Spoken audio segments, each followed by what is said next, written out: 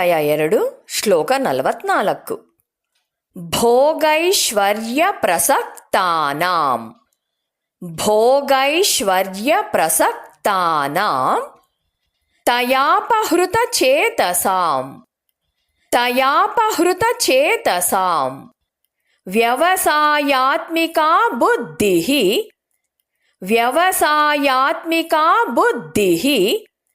ಸಮಾಧೌ ನ ವಿಧೀಯತೆ.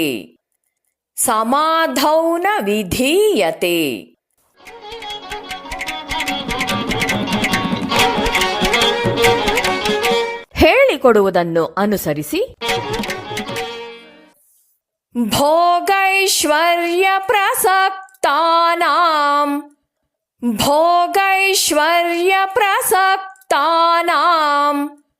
ತಯಾಪಹೃತ ಚೇತಸಾಂ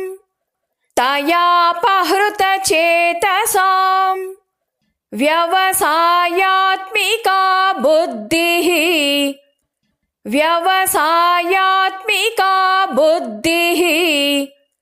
ಸಮಾಧೌ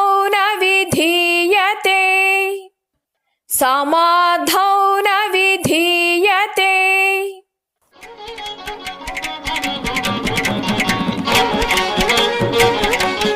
ಪೂರ್ಣ ಶ್ಲೋಕವನ್ನು ಅಭ್ಯಾಸ ಮಾಡೋಣ.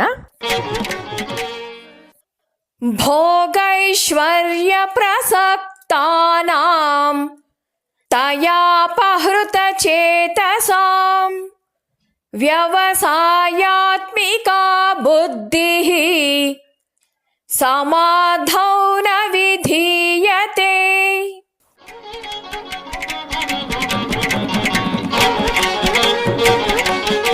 ಶ್ಲೋಕದ ಅರ್ಥವನ್ನು ತಿಳಿಯೋಣ.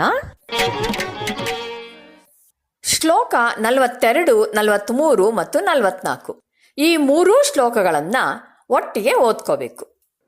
ಯಾಮಿಮಾಂ ಪುಷ್ಪಿತಾಂ ವಾಚಂ ಪ್ರವದಂತ್ಯ ವಿಪಶ್ಚಿತಃ.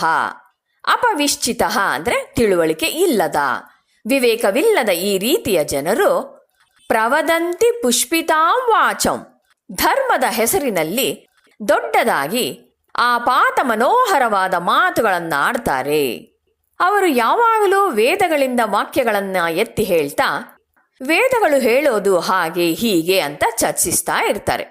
ಇಲ್ಲಿ ವೇದಗಳು ಅಂದರೆ ಸ್ವರ್ಗವನ್ನು ತಂದುಕೊಡುತ್ತೆ ಅನ್ನೋ ಭರವಸೆ ಕೊಡುವ ವೇದದ ಕರ್ಮಕಾಂಡ ಮಾತ್ರ. ಅಂಥವರಲ್ಲಿ ಈ ರೀತಿಯ ಧೋರಣೆ ಅವರನ್ನು ಹಿಡಿದಿರುತ್ತೆ. ಏನಂದ್ರೆ ವೇದದಲ್ಲಿ ಹೇಳಿರುವಂತೆ ಎಲ್ಲ ಯಜ್ಞ ಯಾಗಾದಿಗಳನ್ನು ಇತರ ನಿತ್ಯ ನೈಮಿತ್ತಿಕ ಕರ್ಮಗಳನ್ನೂ ಮಾಡಿದಿರೆಂದ್ರೆ ಸ್ವರ್ಗಕ್ಕೆ ಹೋಗುವಿರಿ ಅಂತ. ಕಾಮಾತ್ಮಾನಃ ಐಂದ್ರಿಕ ಆಸೆಗಳಿಂದ ತುಂಬಿದವರು, ನನಗೆ ಅದು ಬೇಕು, ನನಗೆ ಇದು ಬೇಕು ಅನ್ನೋ ಹೇಳೋರು. ಹಾಗೆಯೇ ಸ್ವರ್ಗಪರ, ಸ್ವರ್ಗಕ್ಕೆ ಹೋಗೋದರಲ್ಲಿಯೇ ಆಸಕ್ತಿಯುಳ್ಳವರು. ಅದರ ಫಲಿತವೆಂದರೆ ಜನ್ಮ ಕರ್ಮ ಫಲಪ್ರದಾಂ, ಪುನರ್ಜನ್ಮ ಪುನಃ ಕರ್ಮ. ಕ್ರಿಯಾ ವಿಶೇಷ ಬಹುಲಾಂ ಭೋಗೈಶ್ವರ್ಯ ಗತಿಂ ಪ್ರತಿ. ಭೋಗವು ಐಶ್ವರ್ಯವು ಇವೆರಡು ಭೋಗೈಶ್ವರ್ಯಗಳು. ಅವುಗಳ ಗತಿಯು ಅಂದರೆ ಪ್ರಾಪ್ತಿಯು.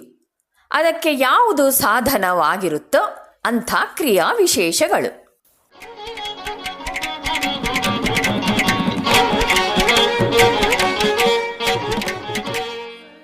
ಭೋಗೈಶ್ವರ್ಯ ಪ್ರಸಕ್ತಾನಾಂ ತಯಾಪಹೃತ ಚೇತಸಾಂ. ಈ ಭೋಗೈಶ್ವರ್ಯಗಳ ಬೆನ್ನು ಹತ್ತಿದ ಮನಸ್ಸುಳ್ಳವರು. ಭೋಗವನ್ನ ಅನುಭವಿಸಬೇಕು, ಐಶ್ವರ್ಯವನ್ನ ಪಡಿಬೇಕು ಅನ್ನೋ ಭೋಗ ಐಶ್ವರ್ಯಗಳಲ್ಲಿಯೇ ಪ್ರೇಮ ಉಳ್ಳವರಾಗಿರ್ತಾರೆ. ಅವರಿಗೆ ಏನಾಗುವುದು? ವ್ಯವಸಾಯಾತ್ಮಿಕ ಬುದ್ಧಿ ಸಮಾಧೌ ನ ವಿಧೀಯತೆ. ಅತ್ಯುನ್ನತ ಆಧ್ಯಾತ್ಮಿಕ ಸಾಕ್ಷಾತ್ಕಾರಕ್ಕೆ ಒಯ್ಯುವ ಆ ಬುದ್ಧಿ ಅವರಿಗೆ ಬರೋದಿಲ್ಲ. ಅವರ ಬುದ್ಧಿ ಯಾವಾಗಲೂ ಸಾವಿರಾರು ಭಾಗಗಳಾಗಿ ಚೆದುರಿ ಹೋಗಿ ಆಸೆಗಳ ಮಹತ್ವಾಕಾಂಕ್ಷೆಗಳ ಬೆನ್ನು ಹತ್ತಿ ಓಡ್ತಾ ಇರುತ್ತೆ. ಇಂತಹ ವ್ಯಕ್ತಿಗಳಿಗೆ ಪ್ರಾಪಂಚಿಕ ಬಂಧನಗಳಿಂದ ಮುಕ್ತಿ ಪಡೆಯೋದರಲ್ಲಿ ನಂಬಿಕೆ ಇಲ್ಲ. ಅವರಿಗೆ ವೇದದಲ್ಲಿ ಹೇಳಿರುವ ಯಜ್ಞಗಳ ವೈಭವಯುಕ್ತ ವಿಧಿಗಳಲ್ಲಿ ಮೋಹ. ಸಾಮಾನ್ಯವಾಗಿ ಅವರು ಇಂದ್ರಿಯ ಭೋಗಾಸಕ್ತರು. ಬದುಕಿನಲ್ಲಿ ಸ್ವರ್ಗ ಸದೃಶ ಭೋಗಗಳಲ್ಲದೆ ಬೇರೇನೂ ಅವರಿಗೆ ಬೇಡ. ಅವರಿಗೆ ತಮ್ಮ ಗೋಲ್ ಅಂದ್ರೆ ಗುರಿ ಸ್ವರ್ಗ ಮಾತ್ರ, ಮೋಕ್ಷ ಅಲ್ಲ. ಕರ್ಮಕಾಂಡಕ್ಕೆ ಸಂಬಂಧಪಟ್ಟ ಮಾತನ್ನೇ ಆಡಿಕೊಂಡಿರುವ ಜನರಿಗೆ ಜ್ಞಾನಕಾಂಡದಲ್ಲಿ ಆದರ ಇರೋದಿಲ್ಲ ಅನ್ನೋದು ಸ್ವಾಭಾವಿಕ.